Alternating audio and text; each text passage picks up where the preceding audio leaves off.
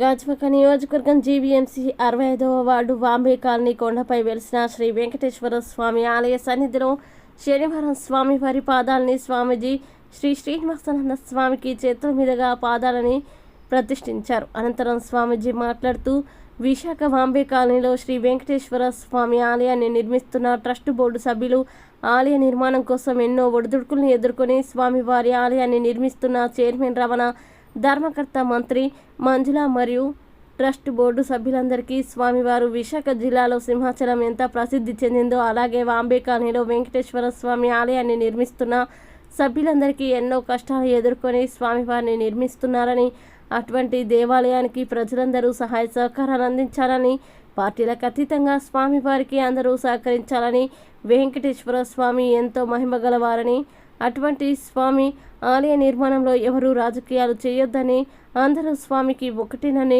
నిర్మిస్తున్న వారికి సహకరించాలని కోరారు.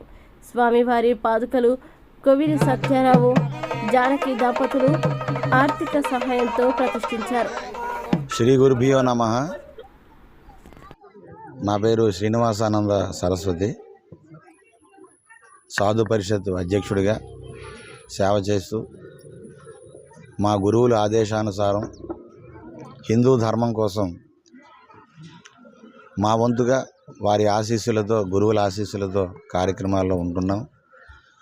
ఈరోజు మన విశాఖపట్నం, మన గంటియాడ గాజువాక దగ్గర ఉండేటువంటి మన వాంబే కాలనీ సాక్షాత్తు ఈ పర్వతం పైన వెలసినటువంటి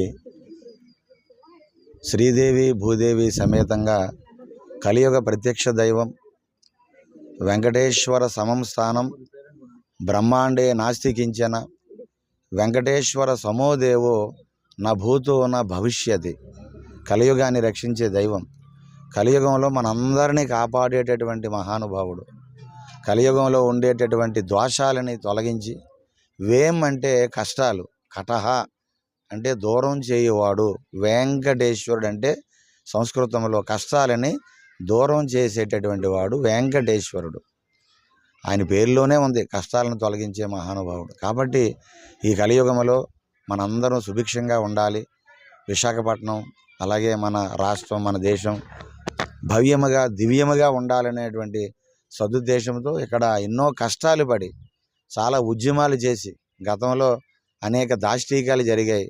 ఆలయం పైన దాడులు, దేవతా విగ్రహాల మీద ఇక్కడ దాడులు, అక్కడ ఉండేటువంటి గదుల్ని తోసేసి కూలగొట్టేసి ఎన్ని దాష్టీకాలు చేసినా అవన్నీ నిలబడి తట్టుకొని వెంకటేశ్వర స్వామి పరీక్షలే అనుకొని ఇక్కడ ఉండేటువంటి ఆలయ కమిటీ పెద్దలు, ఇక్కడ ఉండేటువంటి మాతలు, మన మంజుల గారు, అలాగే వారి రెడ్డి గారు కానివ్వండి, కమిటీ సభ్యులు రమణ గారు, అందరూ కూడా మహిళామ తల్లులు అందరూ కష్టపడి ఎన్నో ఉద్యమాలు చేసి స్వామిని కాపాడుకున్నారు. చాలా చరిత్ర ఉన్నది ఇక్కడ ఆలయానికి. విశాఖపట్నంలో చాలా ఆలయాలు ధనంతో వెంటనే కట్టేశారు దాతలు ఇస్తే, కానీ ఇక్కడ నిలబెట్టారంటే పోరాటాలు చేసి అయోధ్య రామాలయం కోసం ఎంత సంఘర్షణ చేసి మనం చరిత్రలో చెప్పుకున్నాము. అలాగే ఈ ఆలయాన్ని నిలబెట్టుకోవడానికి హిందువులందరూ ఎన్నో త్యాగాలు చేశారు. ఇక్కడ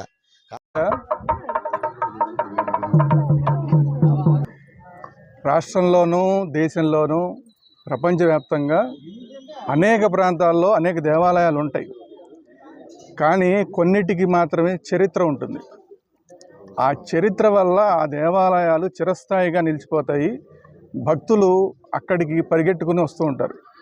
అటువంటి ఒక చరిత్రని సృష్టించిన దేవాలయం ఈరోజు విశాఖపట్నంలో మనం వాంబే కాలనీలో ఈరోజు మనం చూస్తున్నాం.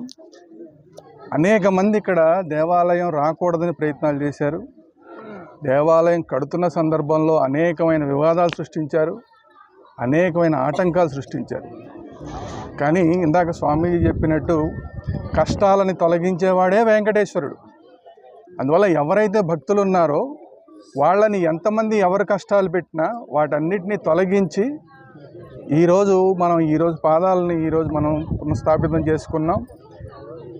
ఇట్లాంటి చరిత్ర కలిగిన దేవాలయం నాకు తెలిసి విశాఖపట్నంలో ఈ మధ్యకాలంలో కనపడిన దేవాలయం ఇదే. మిగతా అన్ని డబ్బులు ఉంటాయి, కడతారు, అదంతా వేరే విషయం, కానీ వాటికి చరిత్ర ఉండదు. సింహాచలం దేవస్థానానికి ఏ విధంగా ఒక చరిత్ర ఉందో ఆ విధమైన ఒక చరిత్రని సృష్టించిన దేవాలయం ఇది. ఎవరైతే దుర్మార్గులు దేవుడికి వ్యతిరేకంగా పనిచేసే వాళ్ళు ఉన్నారో వాళ్ళందరూ కూడా పక్కకి పోయారు. మనందరం చూసాం. మనం మొదటి నుంచి చెప్తూనే ఉన్నాం, ఇట్లా దేవుడికి కష్టాలు పెట్టేవాళ్ళు, దేవాలయాలను కష్టాలు పెట్టేవాళ్ళు పక్కకి పోతారని చెప్పాం. అదే ఈరోజు జరిగింది. దేవుడిని నమ్మేవాళ్ళు ఈరోజు మళ్ళీ ముందుకు వచ్చారు. ఈ ప్రభుత్వం, కొత్త ప్రభుత్వం వచ్చింది. ఇక్కడ ఉన్న పల్లా శ్రీనివాసరావు గారు మా అందరికీ మిత్రులు. పల్లా శ్రీనివాసరావు గారిని ఈ మధ్య కూడా కలవడం జరిగింది. వారికి కూడా దీని గురించి మాట్లాడడం జరిగింది. ఖచ్చితంగా పల్లా శ్రీనివాసరావు గారి ఆధ్వర్యంలో ఇక్కడ ఉన్న కమిటీ ఏదైతే ఉందో, మంజుల గారు కానీ, రెడ్డి గారు కానీ, రమణ గారు కానీ, ఇంకా లక్ష్మి గారు కానీ, వీళ్ళందరి కమిటీ ఆధ్వర్యంలో ఇంతింతై వటుడింతై అన్నట్టు ఈ దేవాలయం ఇంకా అభివృద్ధి చెంది రాబోయే రోజుల్లో మనం ఇక్కడికి ఒక బస్సులు కూడా వచ్చి డైరెక్ట్గా దేవాలయాన్ని దగ్గరికి బస్సు కూడా వచ్చే పరిస్థితి రాబోయే రోజుల్లో వస్తుంది. వివిధ ప్రాంతాల నుంచి కూడా, ఇప్పుడు మనం ఇక్కడ విశాఖపట్నం నుంచి మాత్రమే ఈ దేవాలయానికి రావడం చూస్తున్నాం.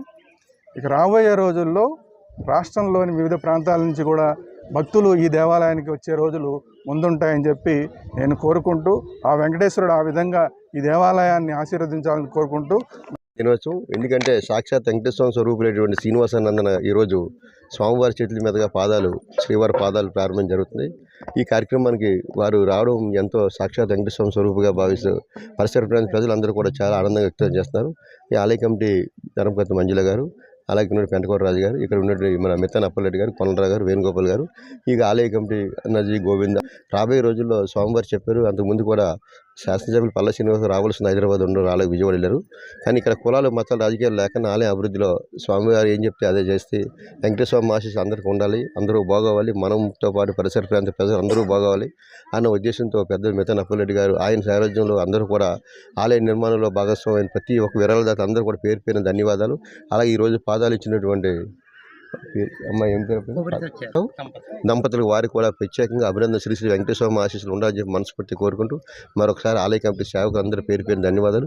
మా సోదరి రామలక్ష్మి కూడా తెల్లవారు వచ్చి కూడా ఆవిడ కూడా ఇక్కడ సంబంధం లేకపోయినా స్వామి భక్తితో ఉదయం నుంచి కూడా వచ్చి 6 గంటల నుంచి కూడా కూర్చొని మంజుల గారు కొన్ని అనుకున్న పరిస్థితి వల్ల రాలేకపోతున్నారు. కానీ మనసంతా ఇక్కడే ఉంది, స్వామివారు వస్తున్నారని చెప్పి మీతో పాటు అందరూ కూడా బాగోవాలి. మరొకసారి వెంకటేశ్వర ఆశీస్సులు అందరికీ ఉండాలని చెప్పి మనస్ఫూర్తి కోరుకుంటూ హృదయపూర్వక శ్రీనివాసానందంగా స్వామివారి పాదాలు వందనాలు తెలియజేసుకుంటూ, పాదాలకు ఈరోజు ప్రారంభం చేయడానికి ఎంతో దూరం నుంచి మన కోసం మనందరం బాగోవాలని స్వామి ఇప్పుడు కూడా శ్రీనివాసానంద గారు లాస్ట్ టైం కూడా గతంలో జరిగిన కొన్ని ఇబ్బందులు కూడా ఆయన చట్టుకొని చేస్తూ కూడా ఈరోజు అన్ని కార్యక్రమాలు మాకు ముందు నడిపించినటువంటి మరొకసారి శ్రీనివాసానంద గారికి, ఇక్కడ భక్తులకు, సేవకులకు ప్రత్యేకంగా అభినందన తెలియజేసుకుంటూ, అందులో మీడియా ద్వారా ప్రతి వారం అన్నదానం జరుగుతుందంటే ఇంత అభివృద్ధి చెందిందంటే ఒక కీలక పాత్ర పోషించినటువంటి మీడియా ప్రతినిధులు అందరూ కూడా పేరు పేరున ధన్యవాదాలు తెలియజేసుకుంటూ, మరొకసారి ఈరోజు మనకు ఉన్న కౌరి సత్యారా దంపతులకు వారికి హృదయపూర్వకంగా అభినందన తెలియజేస్తూ, స్వామి ఆశీస్సులు వాళ్ళకు ఉండాలి, మనస్ఫూర్తి వెంకటేశ్వర ఆశీస్సుతో నిండు ఆరోగ్యం సౌభాగ్యం ఉండాలి.